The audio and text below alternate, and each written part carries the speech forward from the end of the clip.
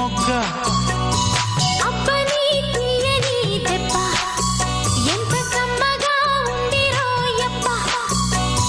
వయ్యారాల వెల్లువా వాటేస్తూ